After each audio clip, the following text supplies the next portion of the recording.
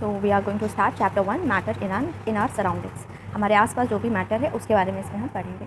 तो जैसे ही हम अपने सराउंडिंग में देखते हैं तो हम लार्ज वैरायटी ऑफ थिंग्स देखते हैं, बहुत तरीके की चीज़ें देखते हैं, अलग अलग शेप की चीज़ें, अलग अलग साइज़ में, अलग अलग टेक्सचर में। एग्जाम्पल के लिए चेयर हो गई, वाटर हो गया, लिक्विड हो गया, ये सब क्या है? ये सारी चीज़ें हमारे आसपास, they are variety of things. लेकिन everything in this universe is made up of material which scientist have named matter. इस दुनिया में जो भी है वो सब यूनिवर्स से मिलकर बना हुआ है, जिसको साइंटिस्ट ने नाम दिया है मैटर। और उसी के बारे में हम आज पढ़ेंगे कि हमारे सराउंडिंग में जो मैटर है वो क्या है। वो जो मैटर है उसकी डिटेल्स में हम जाएंगे इस चैप्टर के थ्रू। So let's start. Okay, so where we were, everything in this universe is made up of material which scientist have named matter. ठीक है, जितनी भी चीज़ें इस यूनिवर्स में है वो एक मटेरियल से मिलके बनी है, और वो जो मटेरियल है वही मैटर है। The air we breathe, the food the food we eat, stone, cloud, star, plant, animal, even a small drop of water or a particle of sand, everything is a matter। कुछ भी मतलब कुछ भी ऐसा नहीं है जो मैटर नहीं है। हर वो चीज़ जो कुछ स्पेस ऑक्यूपाई करती है, जिसका कुछ मास होता है, वो हमारा मैटर होता है। Everything is matter. We can also see as we look around that all the things mentioned above occupy space and have mass. In other words, they have both mass and volume। हम कह सकते हैं कि उनके पास मास और volume दोनों होता है। Now what is mass and what is volume? अभी मास क्या है और वॉल्यूम क्या है? Mass is the amount of matter in an object and its fundamental property of all the matter. अब इसको हम अगर हिंदी में देखें, शॉर्ट में समझने की कोशिश करें, तो mass is the amount of matter in an object. किसी भी ऑब्जेक्ट में कितना मैटर प्रेजेंट है, वो जो मटेरियल है किस अमाउंट में प्रेजेंट है, वो उसको हम मास बोलते हैं। तो मास क्या होता है? Amount of matter in an object. अब जैसे मैं भी, मेरा मास डिपेंड करता है कि मेरी बॉडी में मैटर का अमाउंट कितना है। अब ये जो मास है ये सारे मैटर की फंडामेंटल प्रॉपर्टी होता है, लेकिन मास को हम कंफ्यूज नहीं करेंगे। Mass is different from weight. Weight होता है force of gravity acting on an object. जैसे मैं हूँ, मेरा वेट डिपेंड कर रहा है, मेरा वेट जो है वो जितना ग्रेविटी मेरे ऊपर फोर्स लगा रही है, ग्रेविटी के द्वारा जो मेरे ऊपर फोर्स लगाया जा रहा है वो मेरा वेट है। लेकिन मेरे अंदर मैटर की जो क्वांटिटी है उसका अमाउंट वो मास है। तो वेट और मास में क्या डिफरेंस हो गया कि मेरे अंदर जो मैटर है उसका अमाउंट मास है, और मेरे ऊपर जो ग्रेविटी की फोर्स लग रही है वो मेरा वेट है। सो this is very basic difference which everybody should know if you are preparing for any government teaching exam or for your board exams as well। अब now what is volume? Matter में मास भी होता है, volume भी होता है। अब volume क्या होता है? वॉल्यूम देखेंगे हम लोग। Volume is a measure of a size of an object और the capacity of a container. अब मान लो एक कंटेनर में आपने डाला, पूरा पानी डाल दिया, ठीक है। अब वो जो पानी है, जो वो वाटर है, उसका भी कुछ ना कुछ मैटर है, वो भी उसका भी कुछ मास होगा, राइट। उसका भी अपना it also comes in the category of matter. तो जो कंटेनर की कैपेसिटी है, जो उसका साइज़ है, वो वॉल्यूम है। कि कोई चीज़ कितनी स्पेस ले सकती है उसको क्वांटिफाई करना, उसको क्वांटिटी के रूप में दिखाना, वो वॉल्यूम है। किसी भी साइज़ या ऑब्जेक्ट का मेजरमेंट वॉल्यूम है। या फिर मान लो कंटेनर की कैपेसिटी कितनी है, ये वॉल्यूम है। कि अब कंटेनर की कैपेसिटी हमें तभी तो पता चले कि इसमें कितना सामान आ सकता है, यानी कोई चीज़ इस कंटेनर में कितनी जगह, कितना ऑक्यूपाई करेगा स्पेस, बात वही होगी। तो वॉल्यूम, मास, और एक हो गया हमारा वॉल्यूम, एक हो गया हमारा मास, और एक हो गया हमारा वेट। हमने इनके बीच में डिफरेंस देखा। तो फिर से आएंगे वापस से अपने। अब मास क्या होता है? मास का मतलब होता है where it is, mass means amount of matter in an object. किसी भी ऑब्जेक्ट में कितना अमाउंट में मैटर है वो मास है। अब वेट क्या होता है? जो मेरे ऊपर फोर्स ऑफ ग्रेविटी लग रही है वो मेरा वेट है। और वॉल्यूम मतलब मैं कितनी स्पेस लूँगी। Since early times human being have been trying to understand their surrounding. बहुत ही पिछले टाइम से ही, मतलब शुरू से ही ह्यूमन बीइंग ने जो है अपने सराउंडिंग के बारे में जानना, समझना, ये सब शुरू कर दिया था। Early Indian philosophers classified matter in the form of basic element, 5 basic element. अब हमारे जो इंडियन फिलोसफर्स थे उन्होंने एलिमेंट को 5 तत्व में बांट दिया था, जो आपने सुना भी होगा, जैसे एयर हो गई, earth, fire, sky and water. According to them everything living और non living was made up of these 5 basic element. उनके अकॉर्डिंग, किसके अकॉर्डिंग? इंडियन फिलोसफर्स के अकॉर्डिंग हर चीज़ या तो लिविंग है या तो नॉन लिविंग थिंग है। Ancient Greek philosophers had arrived at a similar classification. अब जो एंशियंट इंडियन फिलोसफर्स का भी यही कहना था, even Greek philosophers were of the same view. अब मॉडर्न डे साइंटिस्ट ने, अब जो नए साइंटिस्ट आए, एंशियंट की बात नहीं हो रही, उन्होंने 2 टाइप के क्लासिफिकेशन निकाले। 2 टाइप के क्लासिफिकेशन जो कि फिज़िकल और केमिकल बेसिस पे बेस्ड थे, फिज़िकल प्रॉपर्टीज़ पे बेस्ड थे और केमिकल नेचर पे बेस्ड थे। तो हम मॉडर्न डे साइंटिस्ट ने जो बताया, यानी किसी भी मैटर का फिज़िकल प्रॉपर्टी कैसा है, उसका केमिकल नेचर, फिज़िकल प्रॉपर्टी मतलब वो दिखने में कैसा है, सॉलिड है, लिक्विड है, गैस है। केमिकल प्रॉपर्टी मतलब केमिकली वो कैसा है, उसके अंदर कॉन्स्टिट्यूएंट्स कैसे हैं, क्या उनका अरेंजमेंट है, क्या उनका बिहेवियर है, ये चीज़ हम पढ़ेंगे। तो मैटर को क्लासीफाई किया है फिज़िकल कंपोनेंट और केमिकल। इस चैप्टर में हम मैटर के बारे में जानेंगे और उसकी फ़िज़िकल प्रॉपर्टीज़ क्या होती है ये जानेंगे। तो chemical aspect of matter will be taken up in subsequent chapter. Means अभी तो फिलहाल जो चैप्टर 1 है, here we are understanding about the matter, right? So for matter also we will understand their physical properties, and the chemical aspect of matter we will understand in the given subsequent chapters. So let's start the main core of this chapter, that is physical nature of matter. किसी भी matter का physical nature क्या है? physical nature की वो दिखने में matter कैसा है?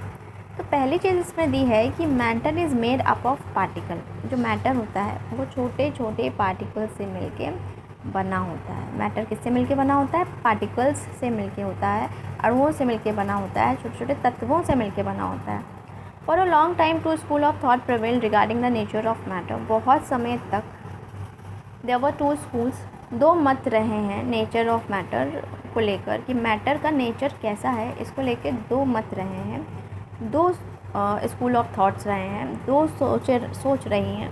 पहला स्कूल बिलीव करता था कि matter to be continuous like a block of wood. भाई एक स्कूल बिलीव कर रहा है कि जो मैटर है वो कॉन्टीन्यूअस है, जैसे ब्लॉक ऑफ वुड होता है। जैसे वुड का ब्लॉक आपने देखा होगा ऐसे करके, वुड का ब्लॉक होता है, जैसे वो कॉन्टीन्यूअस है वैसे ही मैटर भी कॉन्टीन्यूअस है। लेकिन बाकी जो अदर स्कूल्स थे उनका कहना था कि जो मैटर है वो पार्टिकल से मिलके बना हुआ है। तो ये बहुत इंपॉर्टेंट है। तो देयर वर 2 स्कूल्स प्रिवेल्ड। एक स्कूल का तो ये कहना था भाई लाइन टू लाइन क्वेश्चन अच्छे से करने होते हैं, क्योंकि लाइन टू लाइन क्वेश्चंस आ जाते हैं, असर्शन रीजन में आ जाएंगे या फिर चूज़ द करेक्ट स्टेटमेंट में आ जाएंगे, इस तरह से। तो it is important to read it line by line thoroughly.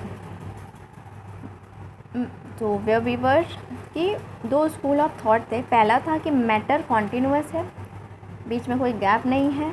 दूसरा, मैटर जो है पार्टिकल सैंड की तरह है। Let us perform an activity to decide about the. अब हम किसी की सोच की तरफ नहीं जाएंगे, हम सीधे एक्टिविटी करके, क्योंकि science is based on activity, science is based on practicals. तो जब भी कोई डाउट हुआ, जब भी कुछ हुआ, तो साइंटिस्ट क्या करते थे? वो एक्टिविटी परफॉर्म करते थे, वो प्रैक्टिकल्स परफॉर्म करते थे, ये जानने के लिए कि आखिर सच्चाई क्या है। तो यहाँ पे भी हम एक्टिविटी करेंगे ये जानने के लिए कि नेचर मैटर का कैसा है, ये कॉन्टिन्यूअस है, ये पार्टिकुलेट है। Take 100 ml of beaker. एक बीकर होता है इस टाइप से, दिखाती हूँ मैं, लाइक दिस, ऐसे करके बीकर लेना है और बीकर को हमें हाफ जो है वाटर से फिल कर देना है। फिल कर देंगे वाटर से, हाफ वाटर से फिल कर दिया, ठीक है। Dissolve some salt sugar with the help of glass rod. ठीक है, पिंक कलर का मान लो एक हमने सॉल्ट डाला और फिर हमने शुगर डाला, सॉल्ट डाला और यहाँ पे हमने शुगर डाला, ठीक है। Dissolve some salt sugar with the help of glass rod की मदद से। Observe any change in water level. क्या वाटर के लेवल पे कुछ चेंज होगा? What do you think has happened to the salt? Where does it disappear? Does the level of salt water change? ये सारे क्वेश्चंस हैं। इन सभी क्वेश्चंस को समझने के लिए कि जब हमने बीकर में वाटर में सॉल्ट और शुगर मिलाया तो क्या हुआ, क्या सॉल्ट क्या वाटर के लेवल में चेंज हुआ, ये सॉल्ट कहाँ सब डिसअपियर हो गया, कैसे क्या हुआ, इसको समझने के लिए हम नीचे पढ़ेंगे। In order to answer this question we need to use the idea that matter is made up of particle. इन क्वेश्चंस को आंसर करने के लिए हमें जानना होगा कि we need to use the idea that matter is made up of particle. अब हमें ये तो पहले से ही पता है कि जो मैटर है वो पार्टिकल से मिलके बना हुआ है, भाई सही बात है। What was there in the spoon, अब स्पून में क्या था हमारे पास, सॉल्ट था और शुगर था। Now spread through out water, this is illustrated इन, अब देखो इन्होंने क्या करा है कि particles of water magnified millions of times, ठीक है। उसके बाद इस वाटर में हमने सॉल्ट डाल दिया है यहाँ पर, सॉल्ट डाला, उसको स्टिर करा, उसके बाद सॉल्ट कुछ ऐसा हो गया। तो अब देख पा रहे हैं कि जो वाटर था, जो वाटर है, वाटर और सॉल्ट के पार्टिकल्स मिक्स हो गए हैं। ये जो है ये वाटर के पार्टिकल्स हैं और ये हैं पिंक कलर के सॉल्ट के पार्टिकल्स, ये आपस में घुल गए हैं। तो हम कह सकते हैं कि when we dissolve salt in water get into the spaces between the particle of water. Yes, this is the main concept कि वाटर के पार्टिकल्स के बीच में जो जगह है, जो यहाँ पे आपको ये स्पेस दिख रही है, ये इस स्पेस में हमारी शुगर के पार्टिकल्स ने खुद को एडजस्ट कर लिया है, वहाँ पे जाके वो सेटल हो चुके हैं। तो जब यही इसमें मेन बात है कि जब हम डिज़ोल्व करते हैं सॉल्ट को वाटर में, तो जो पार्टिकल्स हैं वो सॉल्ट के जो पार्टिकल है वो वाटर के पार्टिकल के बीच में जो स्पेस है, अब ये वाटर था, यहाँ पे वाटर के पार्टिकल्स हैं, अब वाटर के पार्टिकल के बीच में जो स्पेस है हेयर, यहाँ पे जाके सॉल्ट हमारा सेटल हो जाता है। How small are this particle of matter, अब ये जो पार्टिकल सेटल हो रहे हैं, एक पार्टिकल के बीच में स्पेस मिला तो दूसरा पार्टिकल सेटल हो गया, तो हमें अब पता चल गया है कि ये कॉन्टिन्यूस तो नहीं है, ये पार्टिकल ही है। तो मैटर कैसा होता है, पार्टिकुलेट होता है। मैटर का नेचर कैसा होता है, पार्टिकल्स के फॉर्म में होता है। अब हाउ स्मॉल, अब पार्टिकल होता है तो ये पार्टिकल कितने छोटे होते हैं, तो बहुत छोटे होते हैं जो नज़र ही नहीं आते हैं। तो ये हम पढ़ेंगे। Take 2 to 3 crystal of potassium permanganate and dissolve them in 100 ml of water. Potassium permanganate chemical है, उसको हमने लिया और 100 ml वाटर में डाल दिया। अब आगे देखेंगे क्या होता है।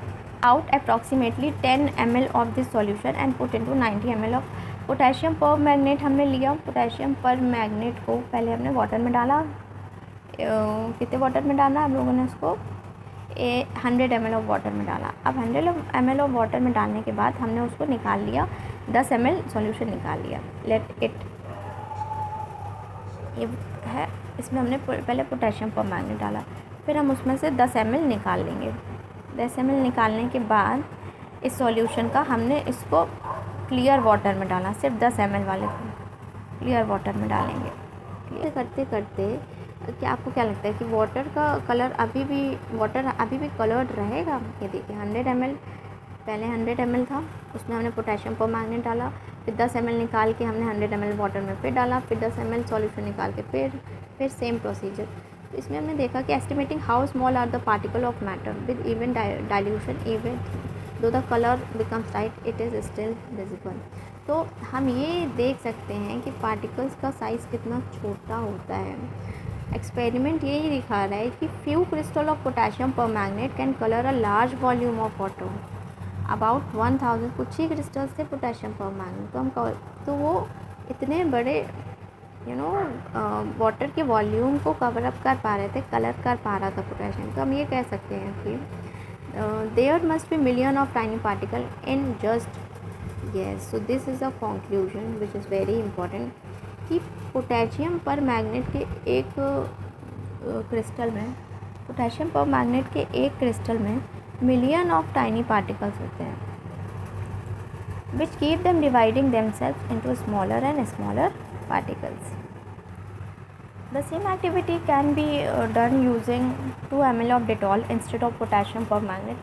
हाँ, ये तो घरेलू नुस्खा है। अब 2 ml Dettol लोगे, उसको सेम पहले 100 ml टब में डालोगे, फिर डालोगे दूसरे टब में, ऐसे डाइल्यूट भी करते जाओगे, लेकिन तब भी उसकी स्मेल और उसका जो कलर है कहीं ना कहीं मतलब उसकी स्मेल जाती नहीं है।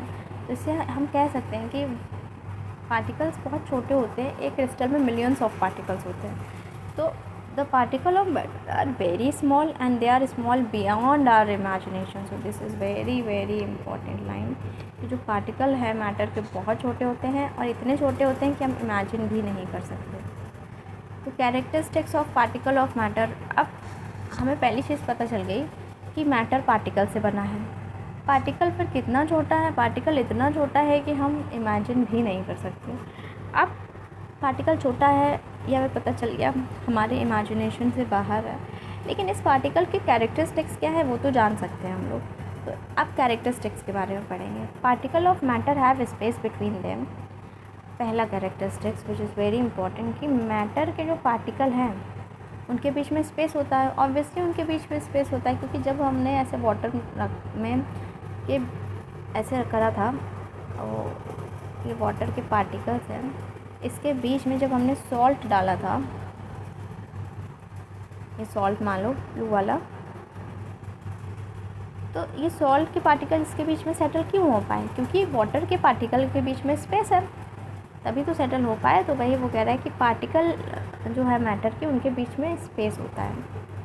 तो in activities 1.1, 1.2 we saw that particle of sugar, salt, Dettol और potassium permanganate got evenly distributed in water. अब हम कह सकते हैं कि जो पार्टिकल है शुगर, सॉल्ट, डिटॉल, पोटेशियम, वो सब इवनली डिस्ट्रीब्यूट हो जाते हैं वाटर में। Similarly when we make tea, coffee और लेमनेड, ये तो घर की बात हो गई कि जब टी बना रहे हैं, कॉफ़ी बना रहे हैं, लेमनेड बना रहे हैं, तो एक टाइप का matter get into the space between particle of other. Understood?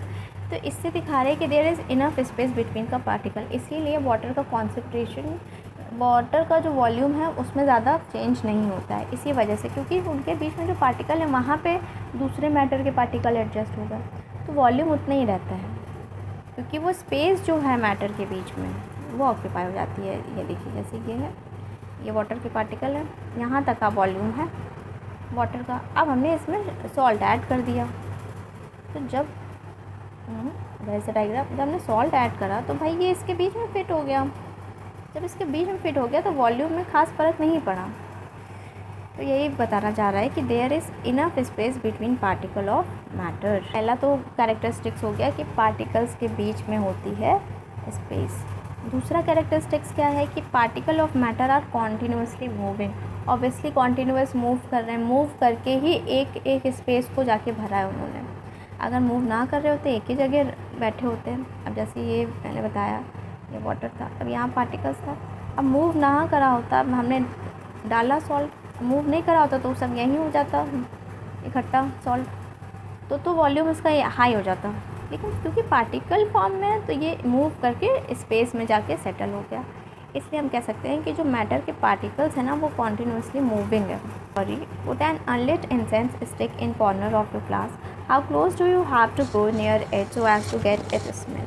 अब आपने एक इंसेंस स्टिक रखी कॉर्नर में, अब आपको उसके पास उसकी स्मेल करने के लिए कितनी दूर जाना होता है, समझ, मतलब उसके काफ़ी पास जाओगे तब आप उसकी खुशबू ले पाओगे, बहुत पास से एकदम। अब आपने इंसेंस स्टिक एक बार जला दी, यानी धूप बत्ती, अगरबत्ती को बोलते हैं, तो क्या हुआ? Do you get the smell sitting at a distance? Yes, obviously we get the smell sitting at distance. तो ऐसा इसीलिए होता है कि वो जो पार्टिकल्स हैं उसके फ्यूम्स के, वो जाके इधर उधर मूव कर जाते हैं, जो कि हमको फिर फील हो जाता है, उसकी स्मेल हम महसूस कर पाते हैं, सूंघ पाते हैं। Take 2 glasses beaker with true water. Put a drop of blue or red ink slowly and carefully along the side of the first beaker and honey in the same way in the second beaker. So what you have to do is हमें लेने हैं 2 glasses और beaker filled with water। एक हमने beaker लिया, एक और beaker लिया, इसके अंदर ब्लू कलर का पानी भर दो, beaker गायब हो गया, ये रहा, भर दिया। Put a drop of blue or red ink slowly। अब ब्लू और रेड इंक की ड्रॉप डालनी है, चलो रेड इंक की ड्रॉप डालते हैं। पहला है first beaker and honey in the same way in second beaker, और दूसरे में हमने डाल दिया है हनी, डाल दिया हमने Honey, I'm undisturbed in your house or in a corner of a class. Record your observation. What do you observe immediately? What do you observe immediately after adding a drop of honey and after adding the ink drop? How many hours or days does it take for a color of ink to spread evenly throughout the wall? तो आपको क्या लगता है क्या होगा? भाई जब डालेंगे तो ये इंक को मिक्सअप होने में टाइम लगेगा रेदर देन हनी तुरंत मिक्सअप हो जाएगा। हम ये कह सकते हैं कि जो पार्टिकल है ना वो कॉन्टीन्यूसली मूव कर रहे हैं, क्योंकि इनके पास क्या होती है, एनर्जी होती है जिसको हम बोलते हैं kinetic energy. That is the particle of matter are continuously moving, that is they possess what we called kinetic energy. अब आपको पता है कि काइनेटिक एनर्जी क्या होता है? काइनेटिक एनर्जी क्या होती है कि जब भी कोई मैटर या कोई पार्टिकल मूव कर रहा होता है, तो जब पार्टिकल मूव कर रहा होता है तो तब उसके पास जो एनर्जी होती है, यानी मूविंग पार्टिकल के पास जो एनर्जी है वो उसकी काइनेटिक एनर्जी है। अब हमें यहाँ पे पता चल गया है कि पार्टिकल मूव करता है तो कोई भी पार्टिकल जो मूव कर रहा है उसके पास काइनेटिक एनर्जी होती ही होती है।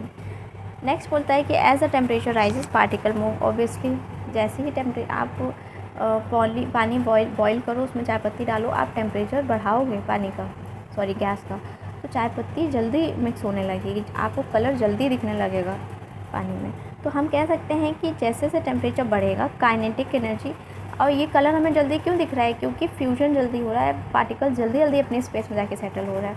तो हम कह सकते हैं कि we can say that increase in temperature kinetic energy of particle also increases.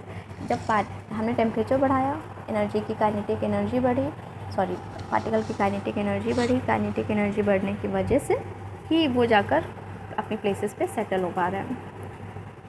In the above 3 activities we observe that particle of matter intermix on their own with each other.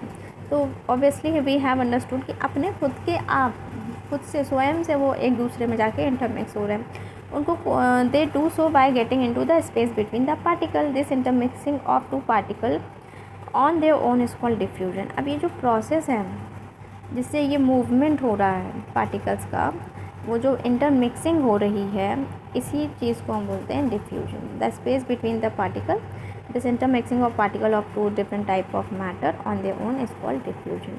तो हम ये भी ऑब्जर्व करेंगे कि जब हम heat करते हैं तो डिफ्यूजन फास्टर हो जाता है। लेकिन ऐसा होता क्यों है? हीट करने पे डिफ्यूजन फास्ट क्यों हो जाता है, ऐसा क्यों हो रहा है? अब आगे हम ये पढ़ेंगे।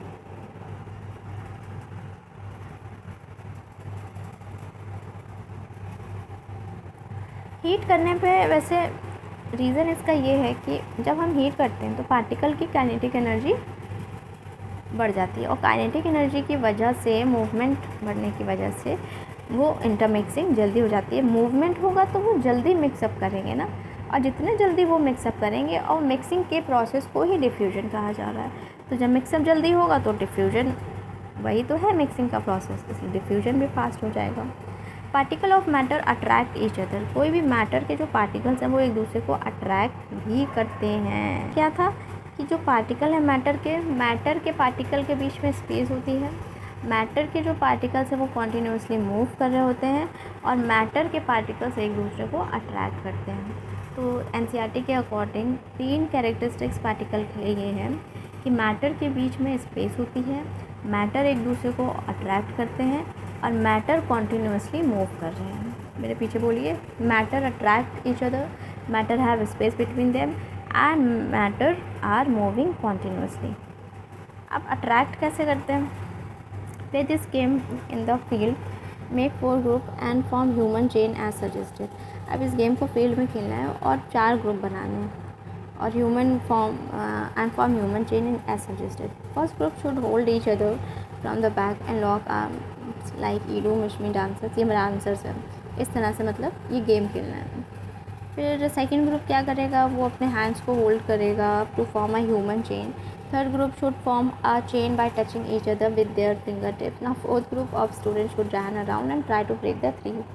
ये तो हम लोगों ने, तो कौन सा ईजीएस्ट होगा, वो कौन सा ब्रेक करना बॉन्ड ईजीएस्ट होगा? तो ऑब्वियसली अब जो एक दूसरे को बस टच कर रहे हैं अपनी फिंगर टिप से, ये वाला बॉन्ड तोड़ना ईजीएस्ट होगा। आगे देखो, if you consider each student as a particle of matter then which, तो यानी कि जो बस बहुत ही पास है, बहुत ही टच कर रहे हैं, उनको ब्रेक करना ईजी होता है। Touch an iron nail, a piece of chalk and a rubber band. एक आयरन नेल लो, एक चॉक का टुकड़ा लो, एक रबर बैंड लो। अब हैमरिंग, कटिंग, स्ट्रेचिंग, मतलब सब कुछ यूज़ करके उनको तोड़ने की कोशिश करो। इसमें से तुम किसको जल्दी तोड़ पाओगे, यानी कि कौन सा सब्सटेंस आपको लगता है कि ज़्यादा फोर्स है। तो ऑब्वियसली आयरन नेल में ज़्यादा फोर्स है, तो इसका मतलब है उसके पार्टिकल्स बहुत पास है, उनके पार्टिकल के बीच में अट्रैक्शन ज़्यादा है।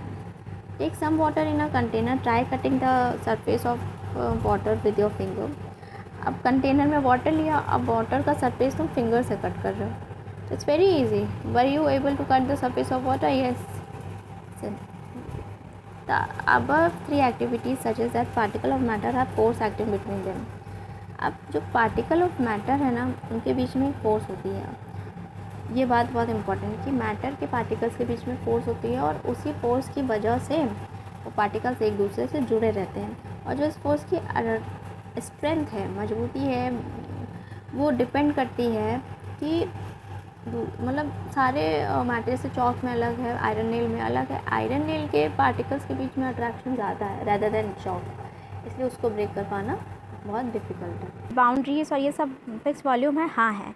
आप बोल रहा है कि are these capable of diffusing in each other? नहीं, सब डिफ्यूज़ नहीं कर सकते हैं, सब कंप्रेस भी नहीं हो सकते हैं, और सबको अगर हैमर करोगे तो सब पे उसका अलग अलग असर होगा। आगे देखिए, all the above are example of solid, we can observe that all these have a definite shape. जितने भी हमने निडल का देखा, और क्या एग्जाम्पल था, needle, piece of wooden, pen, book, ये सब हमारे एग्जाम्पल हैं सॉलिड के। हम ऑब्जर्व कर सकते हैं कि इनकी जो है एक डेफिनेट शेप है, डिस्टिंक्ट बाउंड्री है एंड फिक्स्ड वॉल्यूम है। That is have negligible compressibility. Compressibility का मतलब क्या होता है?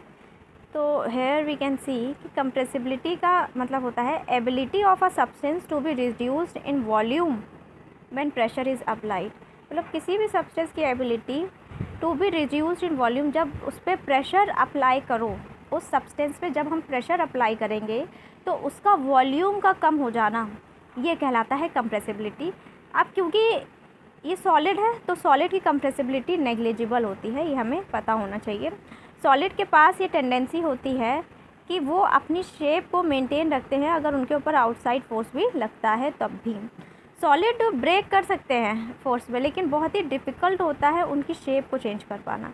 दे आर वेरी रिजिड। तो फिर से रिवाइज़ करेंगे कि नेग्लिजिबल कंप्रेसिबिलिटी होती है, अपनी शेप को मेंटेन करने की उनके पास टेंडेंसी होती है अगर आउटसाइड फोर्स लगाया जाए, और अपनी शेप को चेंज करना उनके लिए बहुत डिफ़िकल्ट होता है, तो इसलिए वो रिजिड होते हैं। अब what about a rubber band? Can it change its shape or stretching? Is it a solid? What about sugar and salt when kept in different jar? These take the shape of the jar. Are they solid? तो वही बोल रहा है कि rubber band के बारे में आप क्या कहोगे भाई? रबर बैंड भी तो सॉलिड ही है, वो तो स्ट्रेच करने पे अपनी शेप चेंज कर दे रहा है, लेकिन ये यहीं पे ये जो सॉलिड एग्जांपल हमने पढ़े वो नहीं कर पा रहे थे। What about sugar and salt? Sugar और सॉल्ट भी तो सॉलिड है, लेकिन जब हम इसको अलग अलग जार पे रख रहे हैं तो ये जार की शेप ले रहे हैं, तो ये भी तो सॉलिड है।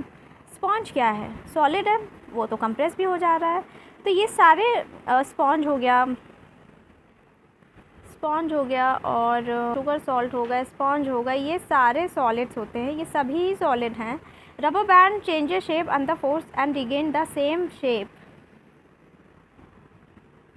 After the force is remove. If excessive force is applied it breaks. तो रबर बैंड अपनी, अगर उस पर एक्सटर्नल फोर्स लगाया जाता है तो वो अपनी शेप चेंज कर सकता है और वो टूट भी सकता है। अब हर इंडिविजुअल, चाहे शुगर हो क्रिस्टल हो, वो उसकी खुद की वॉल्यूम तो फिक्स है, उसकी खुद की शेप तो फिक्स है, चाहे हम उसको हाथ में लें और चाहे हम उसको प्लेट में रखें, चाहे हम जार में रखें। तो वही बात कही गई है कि ये सॉलिड है, इस पर एप्लीकेबल हो रहा है कि उसकी खुद की शेप फिक्स है। स्पॉन्ज के अंदर ना बहुत छोटे छोटे होल्स होते हैं, है वो सॉलिड लेकिन उसके अंदर होल है, जिसकी वजह से उसमें एयर ट्रैप हो जाती है, और जब हम उसको प्रेस करते हैं एयर बाहर निकल जाती है और हम उसको कंप्रेस कर पाते हैं। तो ये कुछ सॉलिड के ऐसे एग्जांपल्स हैं जिनकी अपनी स्पेशल क्वालिटीज़ हैं। लाइक स्पॉन्ज के अंदर जो है होल्स होते हैं जिसमें एयर ट्रैप हो जाती है। वही शुगर और क्रिस्टल का अपना खुद का शेप वो नहीं चेंज करते, चाहे हम उसको हाथ में रखें कहीं भी रखें। तो ये था सॉलिड के बारे में। चलो सॉलिड को रिवाइज़ कर लेते हैं। द सॉलिड स्टेट, अब हम वही देखेंगे कि हैमर करो तो क्या फ़र्क पड़ेगा, डिफ्यूजन से क्या फ़र्क पड़ेगा, कंप्रेसिबिलिटी का क्या होगा। तो सॉलिड में नेग्लिजिबल कंप्रेसिबिलिटी होती है, कंप्रेस नहीं कर सकते हैं, लेकिन वही रबर बैंड अपनी शेप चेंज कर लेता है और फिर से अगर उसको छोड़ो तो फिर वो अपने शेप में आ जाता है। It's for some time. Sugar और सॉल्ट क्या होता है, शुगर और सॉल्ट की खुद की शेप नहीं चेंज होती है भाई, वो बहुत छोटे होते हैं ना, इसलिए हम उनको जहाँ जाते हैं डालते हैं तो वो उस कंटेनर की शेप ले लेता है, वहाँ की वॉल्यूम में एडजस्ट कर लेता है, लेकिन उसका खुद का वॉल्यूम तो उतना ही है ना एक क्रिस्टल का। अब स्पॉन्ज की बात करें तो स्पॉन्ज के अंदर होते हैं होल्स जिसमें एयर ट्रैप हो जाती है और जब हम उसको दबाते हैं तो एयर एक्सपेल आउट, जिसकी वजह से वो स्पॉन्ज कंप्रेस कर जाता है। अब हम जानेंगे लिक्विड्स के बारे में। The liquid state, liquid state क्या होता है ये जानेंगे। The liquid state, liquid state consider the following: water, cooking oil, milk, juice, a cold drink, container of 5 different shape. अब ये कुकिंग ऑयल हो गया, वाटर हो गया, मिल्क, जूस, ये सब अब ये सब हमें कलेक्ट करना है। पहले क्या कलेक्ट करोगे, वाटर ले लो। ये बहुत अच्छे प्रैक्टिकल्स होते हैं, बच्चे को क्लासरूम में समझाना है आपको एक एक चीज़ के बारे में। तो via practicals children are able to understand more quickly, है ना। तो और अच्छे से और क्लियर एक्सप्लेनेशन के लिए we can use this demonstration. और अगर KVS वगैरह में इंटरव्यू होता है तब भी हमें समझाना है तो वाया दिस एक्सपेरिमेंट्स और एक्टिविटीज़ हम अपनी बात को और अच्छे से इफेक्टिवली समझा सकते हैं, इसलिए ये एक्टिविटीज़ भी माइंड में होनी चाहिए। Water, cooking oil, milk, juice, a cold drink, ये सब आपको कलेक्ट करना है। फिर अलग अलग शेप के कंटेनर लेने हैं। 50 ml मार्क हर कंटेनर पे लगा देना है मेजरिंग सिलेंडर की मदद से। What will happen if this liquid are spilt on the floor, क्या होगा अगर कोल्ड ड्रिंक, दूध, तेल ज़मीन पे गिर जाता है। अब 50 ml तुमने मेज़र कर लिया किसी भी लिक्विड का, उसको अलग अलग कंटेनर में डाल दो। Does the volume remain the same, does the same of the liquid remain the same, और when you pour the liquid from container to another does it flow easily. तो हम क्या देखेंगे कि लिक्विड का अपना खुद का कोई फिक्स शेप नहीं है। जैसे शुगर के क्रिस्टल और सॉल्ट के क्रिस्टल सॉलिड थे, उनका अपना खुद का फिक्स शेप है, but they didn't have their own fix shape. जिस कंटेनर में उसको डाल दो, they take up the shape of the container in which they are kept. जिस भी कंटेनर में तुम उसको डाल दोगे उस कंटेनर का वो शेप ले लेगा। अगर कंटेनर का शेप ओवल है तो वो लिक्विड ओवल शेप ले लेगा, अगर कंटेनर का शेप हार्ट शेप है तो वो हार्ट शेप ले लेगा, सर्कुलर है तो सर्कुलर ले लेगा, डोम है तो डोम शेप ले लेगा। तो लिक्विड फ्लो करते हैं और शेप को चेंज करते हैं। Liquid flow and change shape, so they are not rigid but can be called fluid. अब जो चीज़ फ्लो कर सकती है या अपना शेप, वो मैटर जो फ्लो कर सकते हैं और अपना शेप चेंज कर सकते हैं, तो वो रिजिड तो नहीं होते but can be called fluid. उनको हम liquids flow and change shape, so they are not rigid but can be called fluid. जो लिक्विड है वो फ्लो करता है एक जगह से दूसरी जगह और अपना शेप भी चेंज कर सकता है एनवायरनमेंट के अकॉर्डिंग, बट वो रिजिड नहीं होता है, इसलिए हम उसको फ्लूइड कहते हैं। Fluid means it can flow. Refer to activity 1.4 and 1.5 where we saw that solid and liquid can diffuses into liquids. अब एक्टिविटी 1.4 और 1.5 में हमने देखा कि सॉलिड और लिक्विड जो है वो लिक्विड्स में डिफ्यूज़ कर सकते हैं। भाई जाहिर सी बात है that gases from atmosphere diffuse and dissolve in water. ये इंपॉर्टेंट है कि एटमॉस्फेयर से जो गैसेस हैं वो डिफ्यूज़ करती हैं और डिज़ोल्व करती हैं वाटर में, उसमें घुल जाती हैं। अब ये जो गैसेस हैं स्पेसिफिकली ऑक्सीजन और कार्बन डाइऑक्साइड, ये एक्वाटिक एनिमल और प्लांट के लिए बहुत ज़्यादा ही ज़रूरी है उनके जीवन के लिए। अब जितने भी एक्वाटिक एनिमल्स होते हैं, पानी में रहने वाले जानवर, प्लांट्स, ये इन सब के लिए ऑक्सीजन और कार्बन डाइऑक्साइड बहुत ज़रूरी है। जितने भी लिविंग क्रीचर्स हैं उनको ब्रीथ करने के लिए ऑक्सीजन चाहिए। The aquatic animal can breathe underwater due to the presence of dissolved oxygen in water. तो this is also very easy line to remember and we know very well कि aquatic animal जो है under water कैसे breathe कर पाते हैं, क्योंकि उस वाटर में क्या घुली हुई है, ऑक्सीजन है। तो हम ये कह सकते हैं कि सॉलिड और लिक्विड और गैस, ये तीनों ही लिक्विड में डिफ्यूज़ कर सकते हैं। The rate of diffusion of liquid is, अब लिक्विड के रेट का जो लिक्विड कितना डिफ्यूज़ कर सकता है उसका रेट किस पे डिपेंड करता है वो हम आगे देखेंगे। रेट ऑफ डिफ्यूजन है वो सॉलिड के रेट ऑफ डिफ्यूजन से ज़्यादा है। लिक्विड ज़्यादा डिफ्यूज़ कर सकता है सॉलिड के मुकाबले। This is due to fact that in solid state particles move freely. भाई क्यों जल्दी डिफ्यूज़ कर सकता है? सॉलिड के पार्टिकल्स फ्रीली नहीं मूव कर सकते हैं, लेकिन जो पार्टिकल है लिक्विड के वो फ्रीली मूव कर सकते हैं और उनके बीच में ग्रेटर स्पेस होती है as compare to particle in solid state. Solid state में जो पार्टिकल है उनके कंपेरिजन में ये जो पार्टिकल मूव करते हैं इनके बीच में ज़्यादा स्पेस होती है। अब गैशियस स्टेट क्या होता है? Gaseous state, have you ever observed a balloon seller filling a large number of balloon from a single cylinder of gas? अब गैस के सिलेंडर से कितने सारे बलून सेलर फिल कर लेता है, आपने कई बार देखा होगा। अब अगर आप उनसे पूछोगे कि how many balloon is able to fill from one cylinder, तो वो क्या जवाब देगा? तो भाई वो तो वही बता सकता है पूछने पर, बट गैस से बहुत सारे बलून ब्लो करे जा सकते हैं। This is for the activity for the kids. Take 300 ml syringes and close their nozzle by rubber cork as shown in figure 1.5. Where is figure 1.5? ये देखिए 1.4। ऐसे रबर कॉर्क से उसको सील कर देना है। फिर remove the piston from all the syringes. ठीक है, ये पिस्टन, ये जो पार्ट होता है ना इसको बोलते हैं पिस्टन, इसको रिमूव कर देना है। Okay, insert piston back into the syringe. You may apply some Vaseline on piston before inserting in syringe. Now to try to compress content by pushing the piston in each syringe. तो फिर क्या होता है? यहाँ rubber cork लगी है, आपको क्या दिखेगा? पिस्टन ईजिली पुश हो पा रहा है। तो यहाँ पे हम ये देखेंगे तो हम ये देख पाएंगे कि गैसेस बहुत ज़्यादा कंप्रेसिबल होती हैं। जब पिस्टन पुश, ऐसे इंजेक्शन में भी तो होता है उसमें, तो उसमें भी पिस्टन कितनी आसानी से पुश हो जाता है। तो गैस सॉलिड और लिक्विड के ज़्यादा, तो गैसेस में डिफ्यूज़ करने की ज़्यादा कैपेसिटी लिक्विड्स में होती है, लेकिन कंप्रेस होने की ज़्यादा कैपेसिटी गैसेस में होती है। अब लिक्विफाइड पेट्रोलियम गैस है LPG, liquid where it is it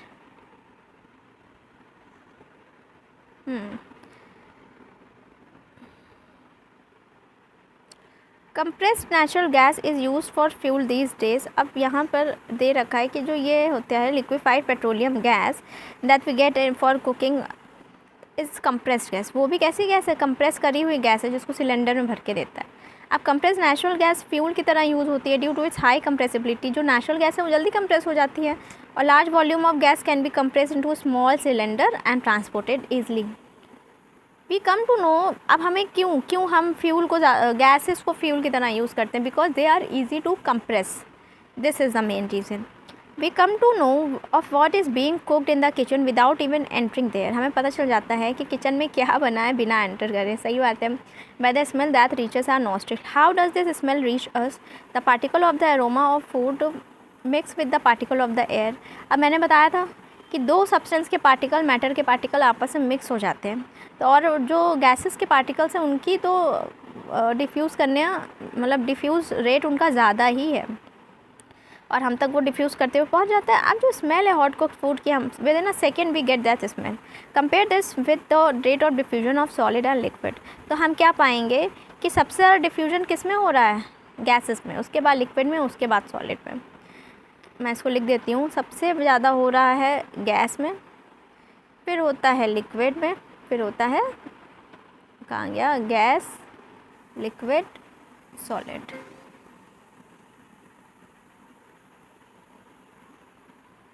In the gaseous state, the particle move about randomly at high speed. Due to this randomly movement, if particle hit each other, also the wall of the container, the pressure exerted by gas is because of the force exerted by gas particle per unit area of the।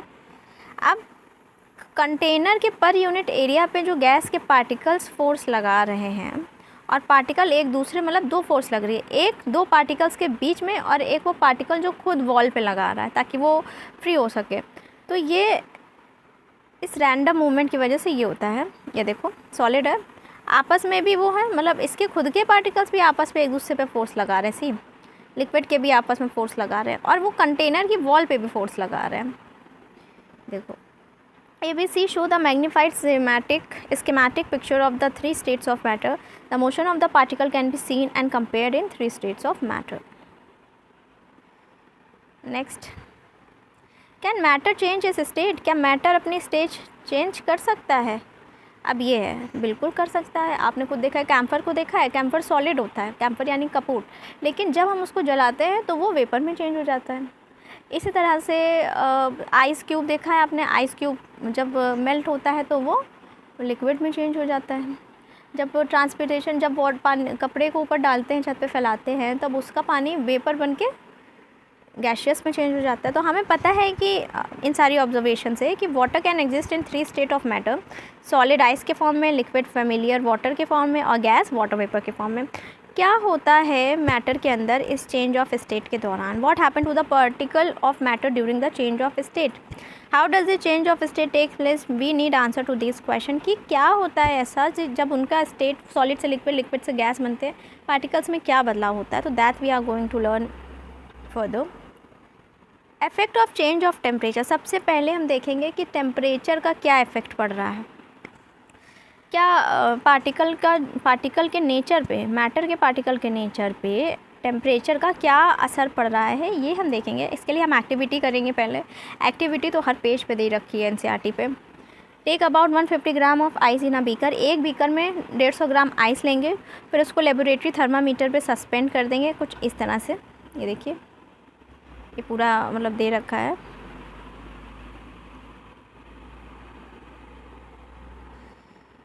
As that its bulb is in contact with the, अभी देखो thermometer लिया, ये thermometer है।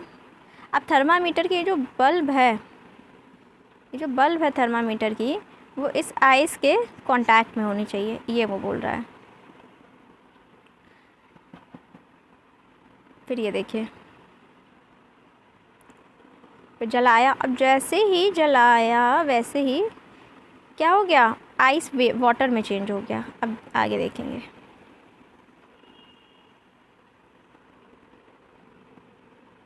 PDF is not clear, let it be clear. Start heating the beaker on low flame. ठीक है, हमने beaker जलाया, हमने लो फ्लेम पे हीट करना बीकर को चालू कर दिया। अब टेम्परेचर लिखना है जब आइस मेल्ट हो रही है। तो टेम्परेचर जब all the ice has converted into, जब सारी आइस वाटर में कन्वर्ट हो गई, वो टेम्परेचर उसको नोट डाउन कर लेना है। ऑब्जर्वेशन देखेंगे आप कि कैसे सॉलिड लिक्विड में अब बदल रहा है। Now put a glass rod in a beaker and heat while steering till the water starts boiling. ठीक है, स्टेयर कर रहे हैं। Keep careful I on thermometer, बिल्कुल आँखें बिल्कुल थर्मामीटर पे होनी चाहिए। Reading till most of the water has vaporise. Record your observation for conversion. तो ये क्या कहना चाह रहा है, मतलब कि on increasing the temperature of solid kinetic energy of a particle increases. तो दिस इज़ वेरी इंपॉर्टेंट कि जब टेम्परेचर सॉलिड का बढ़ाओगे तो उसके पार्टिकल की काइनेटिक एनर्जी भी बढ़ जाएगी, क्योंकि टेम्परेचर बढ़ेगा तो मोशन स्टार्ट हो जाएगा पार्टिकल का और तेज़ी से। और जब कोई भी मैटर मूव कर रहा है, जब पार्टिकल्स मूव करते हैं, उनके बीच का जो मोशन होता है during energy produce during the motion, that is called kinetic energy. तो मोशन तेज होगा तो एनर्जी भी तेज प्रोड्यूस होगी ना, तो मतलब काइनेटिक एनर्जी भी बढ़ जाएगी। तो काइनेटिक एनर्जी से बढ़ने की वजह से पार्टिकल अपनी जगह पे वाइब्रेट करेंगे और तेज़ स्पीड से, और जो एनर्जी सप्लाई हो रही है by heat overcome the force of attraction between the particle. अब जो एनर्जी सप्लाइड बाय हीट, अब हीट ने जो एनर्जी सप्लाई करी है, यानी हीट से जो एनर्जी मिल रही है, वो जो उनके बीच में पार्टिकल ऑफ अट्रैक्शन है उसको ओवरकम कर लेती है, वो दोनों बराबर हो जाती हैं। जितना ज़्यादा हीट प्रोड्यूस होगा, जितना हीट सप्लाई होगा, उतना ज़्यादा फोर्स ऑफ अट्रैक्शन बढ़ता जाएगा। The particle leave their fix position and start moving, और इतनी तेज़ काइनेटिक एनर्जी हो जाती है कि अपनी पोजीशन छोड़ के वो इधर उधर भागने लगते हैं। और एक ऐसा स्टेज आता है जब वो सॉलिड पिघलने लगेगा और लिक्विड में कन्वर्ट होने लगेगा। A stage is reached when the solid melt and is converted to liquid, और जो मिनिमम टेम्परेचर जिस पे सॉलिड मेल्ट होकर लिक्विड बन जाता है एटमॉस्फेरिक प्रेशर में, उसको बोलते हैं मेल्टिंग पॉइंट। तो this is important.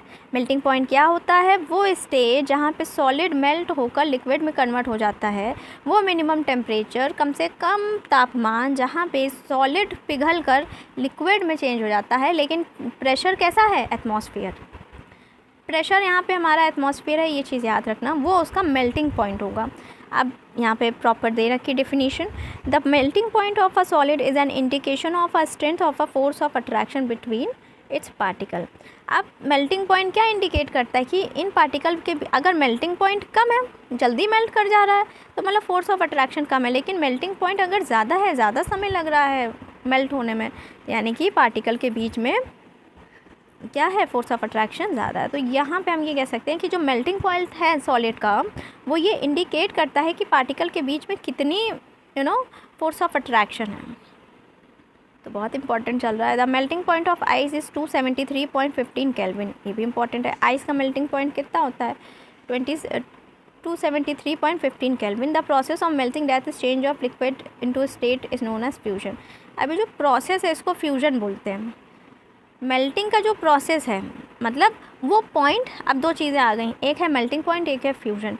Melting point क्या होता है, वो पॉइंट जहाँ से सॉलिड, जिस पॉइंट पर सॉलिड लिक्विड में बदल जाए वो मेल्टिंग पॉइंट है।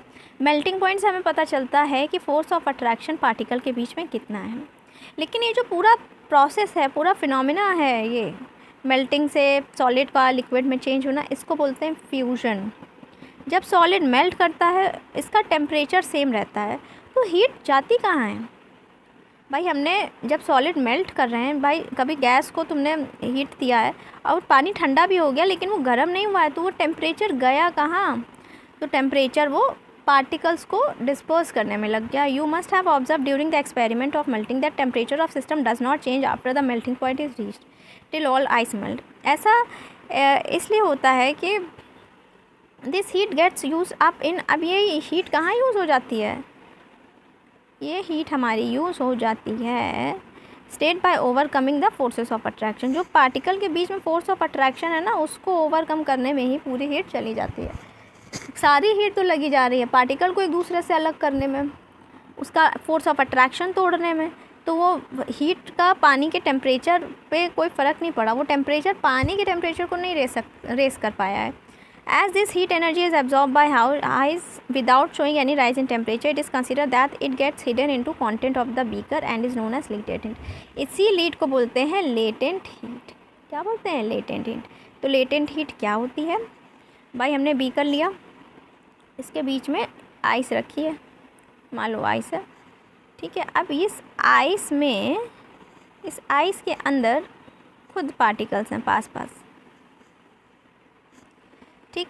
अब हमने इसको जलाया, यहाँ पे टेम्परेचर इसका फ्लेम का जलाया, इसके बाद होता ये है कि जब हमने फ्लेम दी तो सारी एनर्जी लग जा रही है इन पार्टिकल्स को दूर करने में। जो ये पार्टिकल्स हैं, इन पार्टिकल्स के बीच में जो फोर्स ऑफ अट्रैक्शन है, इसको ही तोड़ने में, इनको पार्टिकल को अलग अलग करने में सब एनर्जी लग जाती है। अब एनर्जी हमें कुछ दिखाई नहीं पड़ रही, सारी एनर्जी अंदर ही अंदर जो है आइस के द्वारा एब्जॉर्ब कर ली गई है। तो इसी without showing any temperature rise, कोई टेम्परेचर का राइज हुआ ही नहीं, हमें कुछ दिखा ही नहीं कि हमने टेम्परेचर दिया, गया कहाँ। तो ये टेम्परेचर हिडन है, इसलिए इसको बोलते हैं लेटेंट हीट। लेटेंट का मतलब होता है हिडन, समझे। The amount of heat energy that is required to change, अब लेटेंट हीट क्या होती है, amount of heat energy that is required to change 1 kg of solid into liquid at atmospheric pressure at its melting point is known as latent heat of fusion. Fusion क्या था, solid से liquid में melt होना, वो fusion था, ठीक है। अब फ्यूजन जब हो रहा है, तब जो हमने हीट दी, मान लो 1 किलो सॉलिड है, उसको हमने लिक्विड, 1 किलो मेरे पास आइस है और उसको उसमें लिक्विड में चेंज होने में प्रेशर एटमॉस्फेरिक है और मेल्टिंग पॉइंट पर बात हो रही है, उस समय जो एनर्जी दी जाती है, जो उसको ज़रूरत है, उसको बोलते हैं latent heat of fusion. So particle in water at 0 degree Celsius have more energy as compared to particle in ice at same temperature। अगर वाटर का जो पार्टिकल है 0 डिग्री सेल्सियस पे, उसकी एनर्जी ज़्यादा होगी as compare to particle in ice at same temperature. समझ रहे हो क्यों particle in water have more energy, क्योंकि जब हम हीट एनर्जी दे रहे हैं तो जो वाटर के पार्टिकल्स हैं ना, वो ज़्यादा कर रहे हैं मूव, वाटर के पार्टिकल्स ज़्यादा मूव कर रहे हैं ना सर, क्योंकि आइस के पार्टिकल्स तो रैप्ड होते हैं, वो इतना मूव ही नहीं कर पाते सेम टेम्परेचर पे जहाँ पे सॉलिड लिक्विड में चेंज हो गया है। अभी वाटर के पार्टिकल्स का मूवमेंट ज़्यादा तेज है, इसलिए जब मूवमेंट तेज है तो काइनेटिक एनर्जी ज़्यादा है। At a certain temperature a point is reach when the particle have enough energy to break free from the force of attraction of each. एक ऐसा टाइम भी आता है जहाँ पे पार्टिकल के पास अब इतनी एनर्जी मिल गई है हीट से कि अब वो दो पार्टिकल्स के बीच का फोर्स ऑफ अट्रैक्शन तोड़ सकते हैं, और इसी टाइम पे जब वो एनर्जी लेटेंट हीट वहाँ पे वो पॉइंट मिल जाता है वो, तो वहाँ पे बॉयल करना शुरू हो जाता है पानी, और the temperature at which a liquid start boiling at atmospheric pressure is known as its boiling point. तो बॉइलिंग पॉइंट एक बल्क फिनोमिना है। Particle from bulk of the liquid gain energy. अब मतलब जो पार्टिकल्स है ना, बल्क में वो एनर्जी गेन कर लेते हैं अपना वेपर स्टेट चेंज करने के लिए। For water this temperature is, अब वाटर के लिए बॉइलिंग पॉइंट है 373 केल्विन, 100 डिग्री सेल्सियस। आप केल्विन में 100 या प्लस कर दो तो वो, सॉरी सेल्सियस में 100 प्लस कर दो, जो केल्विन की वैल्यू थी ही उसमें 100 प्लस कर दो तो हमारा निकल आएगा। Can you define the latent heat of vaporisation? क्या आप लेटेंट हीट ऑफ वेपोराइजेशन बता सकते हैं क्या होती है? Do it in the same way as we have defined the latent heat of fusion. अब लेटेंट हीट ऑफ फ्यूजन तो मेल्टिंग सॉलिड से लिक्विड में कन्वर्ट होना, वो प्रोसेस कहलाता है। लेटेंट हीट ऑफ वेपोराइजेशन क्या होता है? नए नए टर्म्स देखने मिल रहे हैं। तो latent heat of vaporization, define latent heat particle in steam that is water vapor that have more energy than water, this is because particle of, हाँ ज़्यादा एनर्जी क्यों होगा? क्योंकि उन्होंने एक्स्ट्रा एनर्जी ले ली है। अब ये देखो, सॉलिड स्टेट से लिक्विड स्टेट हीट किया, लिक्विड को हीट किया, गैस पे कूल किया लिक्विड, तो हम कह सकते हैं कि स्टेट ऑफ मैटर क्या है? So we infer that state of matter can be change into another state by changing the temperature. We have learned that substance around us change state from solid to liquid and from liquid to, this is very halwa statement that we all know. Let's move further.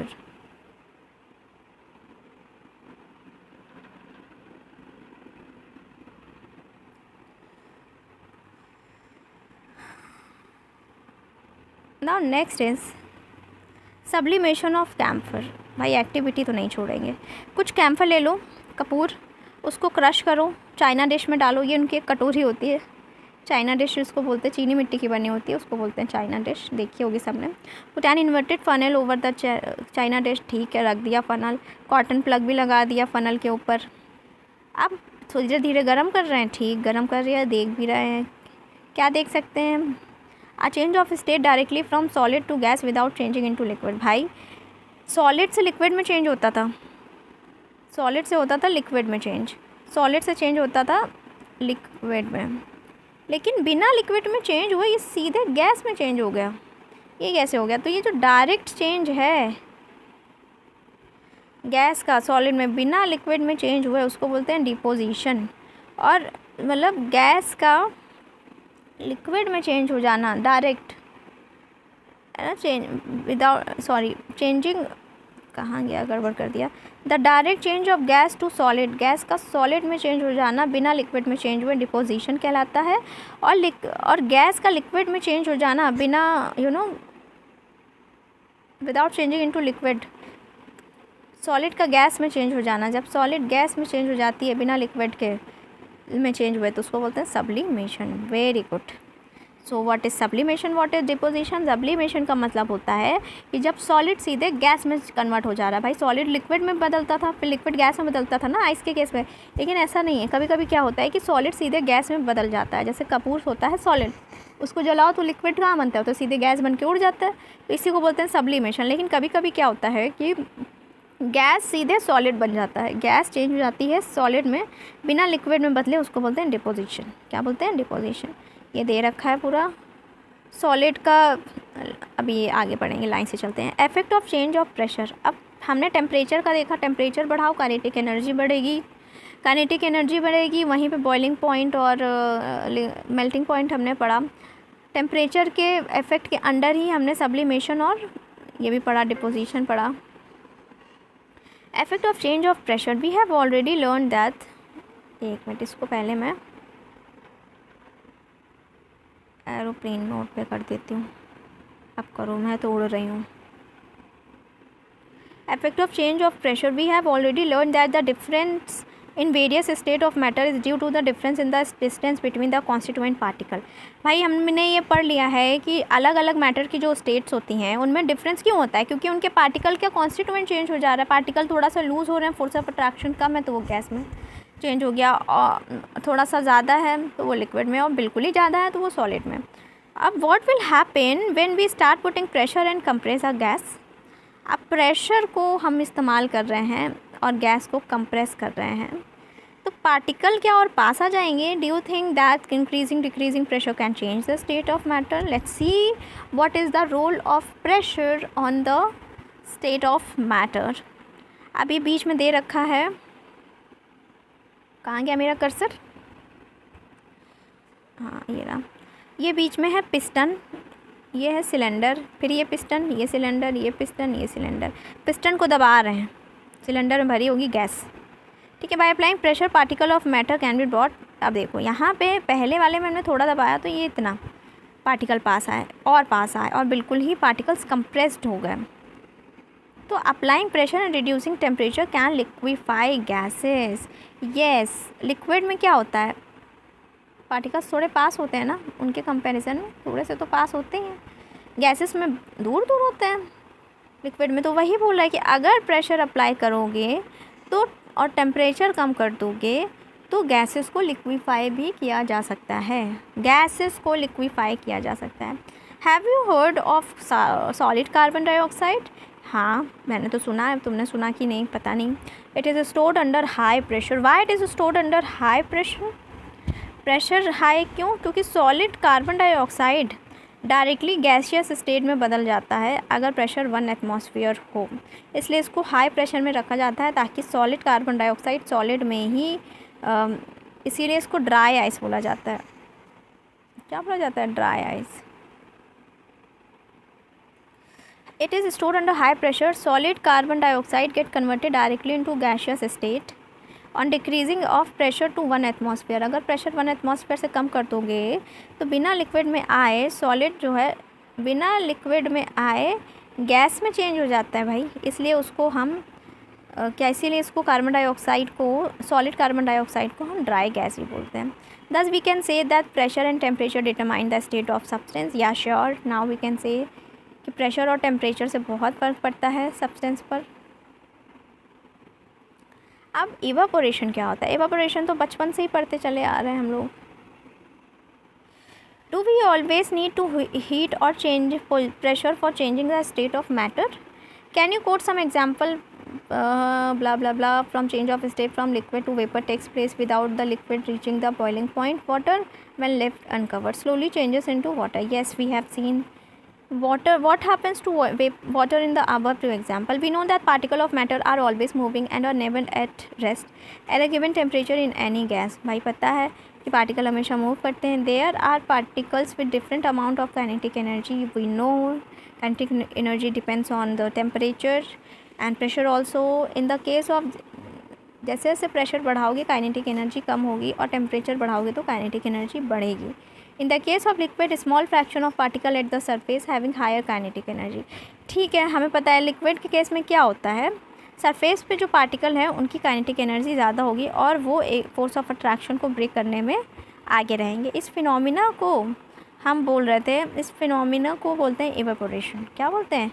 Evaporation. मतलब surface पे जो water particles हैं इनके बीच kinetic energy ज़्यादा होती है, इनके बीच की काइनेटिक एनर्जी होती है ज़्यादा, जिस वजह से इनके बीच के जो पार्टिकल्स हैं वो एक दूसरे को जल्दी तोड़ के निकल सकते हैं और वेपर में बदल सकते हैं at any temperature below it's boiling point. मतलब बॉइलिंग पॉइंट से टेम्परेचर नीचे जो भी हो उसी को बोलते हैं इवापोरेशन। ठीक है। फैक्टर इफेक्टिंग इवापोरेशन क्या होता है? कौन कौन से फैक्टर्स हैं जो इवापोरेशन में अफेक्ट कर रहे हैं? Let us understand this with an activity. Take 5 ml of water in a test tube and keep it near a window और अंडर अ फैन। 5 ml पानी लेना है एक टेस्ट ट्यूब में और उसको विंडो पे रखना है या फ़ैन के नीचे। फिर 5 ml वाटर लेना है ओपन चाइना डिश में, फिर उसको विंडो के पास या फ़ैन के अंदर रखना है। Take 5 ml of water in an open china dish. क्या होगा फिर? and keep it inside a cupboard or on a shelf in your class. Record the room temperature, record the time, everything you have to record. तो हम क्या देखेंगे कि evaporation का rate कैसे चेंज हो रहा है जैसे सरफेस एरिया बढ़ेगा, क्योंकि सरफेस एरिया पे जो पार्टिकल्स हैं उनमें काइनेटिक एनर्जी कम होती है ना। हमें पता है इवापोरेशन सरफेस का फिनोमिना है और सरफेस पे पार्टिकल की काइनेटिक एनर्जी कम होती है। For example while putting clothes for drying up we spread them out increase of the temperature. While the increase of temperature, more number of particles get enough kinetic energy to go into the vapor state. Kinetic energy बढ़ी, motion of particle बढ़ा, vapor state में change हो गया। अब decrease in humidity. Humidity क्या होता है? Humidity भी एक important concept है which we should know. Humidity is the amount of water vapor present in air. Air में water vapor का जो amount present है उसको बोलते हैं humidity. The air, अरे द एयर अराउंड अस, हाँ, so what is humidity? The amount of water vapour present in air. Air में जो भी वाटर वेपर का अमाउंट प्रेजेंट है उसको बोलते हैं humidity. The air around us can not hold more than a definite amount of water vapour. हमारे आसपास जो एयर है वो ज़्यादा वाटर वेपर नहीं होल्ड कर सकती है। भाई सही बात है, हमारे आसपास जो भी एयर है इतना ज़्यादा नहीं वेपर होल्ड कर पाएगी। तो अगर अमाउंट ऑफ वाटर बहुत ज़्यादा है तो इवापोरेशन कम हो जाएगा। ऑलरेडी ज़्यादा है अगर वाटर वेपर हम एयर में, तो इवापोरेशन क्यों होगा? अब जैसे एन इंक्रीज़ इन विंड, तो ये वही बोल रहा है कि ह्यूमिडिटी अगर बढ़ती है तो इवापोरेशन कम हो जाता है। ठीक है, इसीलिए ज़्यादा ह्यूमिडिटी होती है तो कपड़े नहीं जल्दी सूखते हैं ठंडियों में। कहाँ? And increase in wind speed, it is a common observation that cloth drive faster on a windy. भाई सही बात है, सब कुछ एकदम रिलेटेबल लिखा हुआ है। With the increase in wind speed the particle of water vapour move away with the wind decreasing the amount of water vapour इन। बिल्कुल सही, पढ़ लेंगे। How does evaporation cause cooling in an open vessel? The liquid keeps, कैसे evaporation cooling cause करता है, ये थोड़ा interesting और इम्पॉर्टेंट टॉपिक है। Let's see. ओपन वेसल में जो लिक्विड है वो तो इवापोरेट कर रहा है, ठीक है, क्योंकि अपर जो सरफेस पार्टिकल उनकी काइनेटिक एनर्जी ज़्यादा है, जिस वजह से वो आसानी से इवापोरेट कर सकता है एक गिवन टेम्परेचर पे। Particle of liquid absorb energy from the surrounding to regain the energy loss during evaporation. अब इवापोरेशन के समय जो एनर्जी लॉस हो रही है पार्टिकल्स अपने आसपास से फिर ले लेंगे एनर्जी, तो ये जो एनर्जी उन्होंने ली है अपनी सराउंडिंग से वो सराउंडिंग को कूल बना देता है। The absorption of energy from surrounding, इसीलिए देखो पेड़ के आसपास क्या होता है, पेड़ों में इवापोरेशन होता है ट्रीज में बहुत ज़्यादा, इसीलिए उनके आसपास ठंडक होती है, क्योंकि जब वो इवापोरेशन हो रहा होता है तब वो अपने आसपास की हीट ले लेते हैं, जिसकी वजह से इर्द गिर्द क्या होती है, ठंडक होती है। Now the last part of the chapter almost complete. What happen when you pour some acetone on your palm? क्या होगा जब आप कुछ एसीटोन अपने पाम पे लगाएंगे? लगाया तो होगा ही, इतने बड़े हो गए सब, इतना तो चिकल्लस किया ही होगा। The particle gain energy from your palm or surrounding and evaporate causing the palm to feel. Yes, that happens, that we all have seen कि जो पार्टिकल होते हैं हमारे पाम से, पाम का सरफेस एरिया बढ़ गया ना तो उसके पार्टिकल्स वेपोराइज तो हो रहे हैं, साथ में आसपास से एनर्जी भी ले रहे हैं और इवापोरेट होते हैं, और तो हमें फील होता है कोल्ड। तो this is very easy example, हम अपने बच्चों को भी इसको समझा सकते हैं। After a hot sunny day people sprinkle water on the roof और ओपन ग्राउंड बिकॉज, अब फिर हमने डाला तो फिर वो जब उसके पार्टिकल एनर्जी आसपास से एब्जॉर्ब करेंगे तो हॉट सरफेस को कूल करने का काम आता है। Can you cite some example from your daily life? अभी आप साइट करिएगा कमेंट बॉक्स में। Why should be wear cotton cloth in summer? हमको समर सीजन में कॉटन क्लोथ्स क्यों पहनना है? During summer we perspire more. Yes, mechanism of our body keeps us cool. अच्छा, आप पता चला कि why we sweat a lot, क्योंकि जब वो स्वेटिंग होती है तो आसपास एनर्जी लेके वो ठंडक पैदा करती है। We know that during evaporation particle at surface liquid gain energy from the, ये एग्जैक्ट लाइन इंपॉर्टेंट है कि हमें पता है कि जो पार्टिकल्स हैं surface of liquid gain energy from surrounding or body surface and change into vapour. The heat energy equal to latent heat of vaporisation is absorb from the body leaving the body. अब cool, जो heat energy है वो latent heat of vaporisation के बराबर हो जाती है। Cotton being a good absorber of water help in absorbing the sweat exposing it to atmosphere for easy evaporation. So this was the chapter. Why do we see water droplet on the outer surface of glass containing ice cold water? क्यों हम water droplets देखते हैं भाई? तो what soon we will water droplets on outer surface of the tumbler. The water vapor present in air on coming in contact with cold glass lose energy. अच्छा, जो भी air में वाटर प्रेजेंट है, vapour present है, जैसे ही वो ठंडी glass के संपर्क में आता है, वो वाटर वेपर है, तो वाटर वेपर जैसे कंपाउंड में आता है वो उसके पार्टिकल एनर्जी लूज़ कर देते हैं, क्योंकि वो कूलर है ना, तो loses energy and get converted into liquid which we see as water droplets. Very nice. So chapter is finished. First chapter of NCERT is done. Next time we will be doing the second chapter of NCERT, that is matter around us. Pure matter के बारे में तो हमने बहुत कुछ कर लिया, पढ़ लिया. अब अगले चैप्टर में पढ़ेंगे कि ये जो मैटर है क्या ये प्योर होता है कि इम्प्योर होता है, सब्सटेंस क्या होता है, मैटर से क्या बनता है. तो ये सब हम नेक्स्ट चैप्टर के में पढ़ेंगे. Thank you for watching. Keep watching and don't forget to like, share and subscribe. Bye bye.